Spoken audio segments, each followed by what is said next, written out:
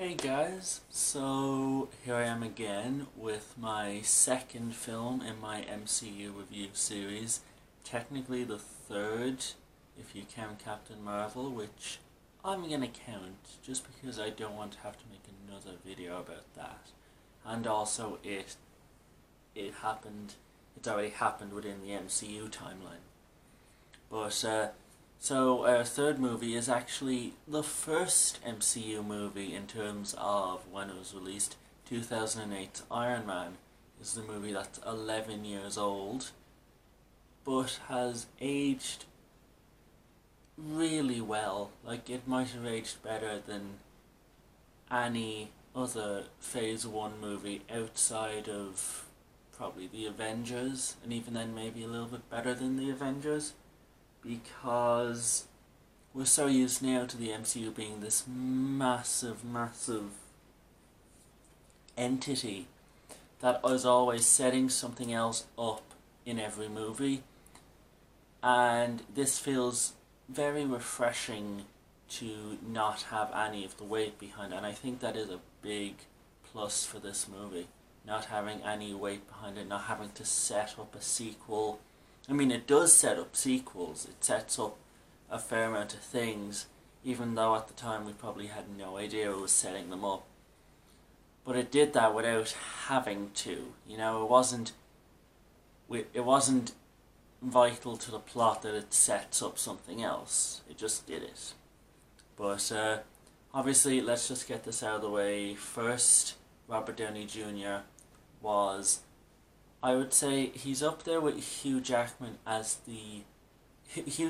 Heath Ledger as the Joker, as one of the all-time great comic book casting choices. He is perfect for the role. At times it's hard to know where Robert Downey Jr., the person, ends and when the character starts. He is that well suited for the role. Like, this was a risk when it came out, because Robert Downey Jr. had a lot of drug issues in the early 2000s, so he wasn't a trusted name, but this movie just really made him a megastar, like he deserved to be. Like, he is such a talented actor, and it is so clear to see here. And he's made the role his own, and I can't see anyone ever playing this role, and he just hit it from the ground, he just hit the ground running in this, as this character. Like, from the first minute you see Tony Stark, he has your attention, and despite the fact that he is not your typical good guy, like, he is snarky, he is cocky, he's not the goody two-shoes that Captain America is, but he just has this charm and charisma to him that even when he's being kind of a dick, you still kind of like him. And that's another thing that I will really commemorate this film for. Really liked about this film, but it's the pacing. Like, this movie is brilliantly paced.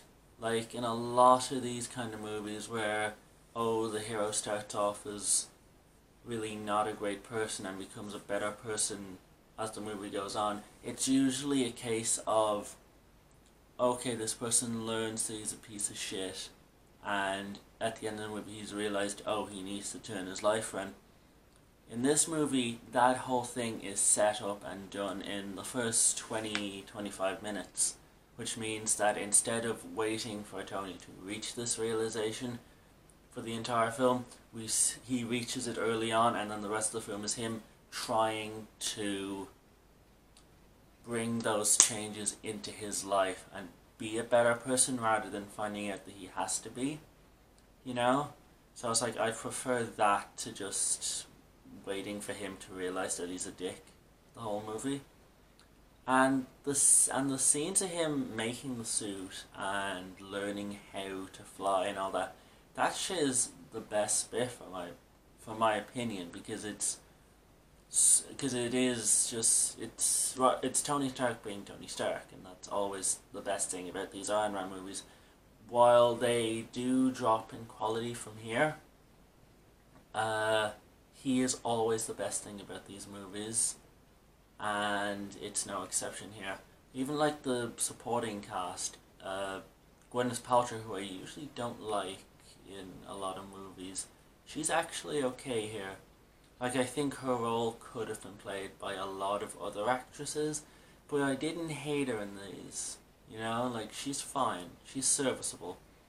Uh, Jeff Bridges is one of the few negatives I have about this movie, because he is kind of just a bland villain, like, run of the mill, like, oh, he's a corporate suit who just is evil. They don't really give a reason for him other than he's greedy. So, like, he's not a great villain. He's serviceable, and he's probably the best overall Iron Man solo film villain, mainly because all the other films just have the copy of Jeff Bridges in this movie. So it's like, okay, do we enjoy the first boring suit guy, or do we like the ones who are exactly the same but are played by different actors? You know, even though I do think actually Sam Rockwell in Iron Man 2 is my favorite villain from an Iron Man solo film, I still think just for the fact that, like, Jeff Bridges was the first of the cliches probably makes it the best. It's like saying that your favorite Michael Bay Transformers movie is the first one, because it's the one that wasn't exactly the same as the sequel. You know, like, it's the least shitty because, you know, it was the first one, and simply because it was the first one. But yeah, other than that, underwhelming villain, and I do think the third act does. I'm not gonna say it falls off the rails. I just don't think it's as strong in both terms of an action set piece and just as a narrative. I don't think it's as strong as the first two acts. Kind of like in the way I felt about the first Captain America movie. A lot of the I'm gonna have a lot of criticisms towards the Phase One movies, because these two. Phase One was I wouldn't say wouldn't say rough, but they had growing pains, and I think some of the third acts in Phase One films are growing pains. But no, it wasn't even like the action set piece that I found the most entertaining, which should always be the third one. But the most entertaining action scene for me is the scene in the Middle East where he has the Mark 1 suit. No, Mark 1. The first, like, proper suit, not the big metal Iron Giant looking yoke.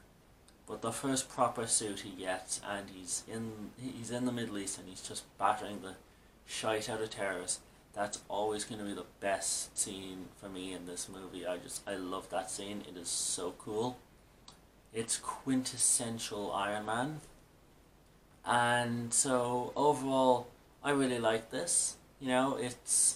For me, it's one of the best solo standalones, and especially in terms of origin movies. This is probably the best overall origin story in the MCU for, like, the Earth-set characters. I'm excluding the Guardians in that one. In terms of the original Avengers, Iron Man is the best origin film for an original Avenger, and the best standalone film of Phase 1. It does, like I said, it does have a slightly disappointing third act and not the best villain, but how can I not give some love to the movie that really started the MCU? Like, I would not be here right now talking about one of 21 other movies. Like, this film is the reason why we have Endgame, why Captain Marvel is out in the cinemas right now, why Black Panther was nominated for an Oscar. It's like, it all brings itself back to the first Iron Man movie. So, like, it's hard not to love it even just for that. And also, of course, the end credit scene. Like, it set so much of what we love about the MCU in motion. And I'm gonna give it 8 out of 10. That means we are 3 movies down, and 18 to go. Yes, 18 to go. My next review will be of The Incredible Hulk, and it will not be as positive as this one, but we gonna get through it. If you like my videos, please press like and press subscribe for some more macho movie goodness, and I will see you guys next time. Bye.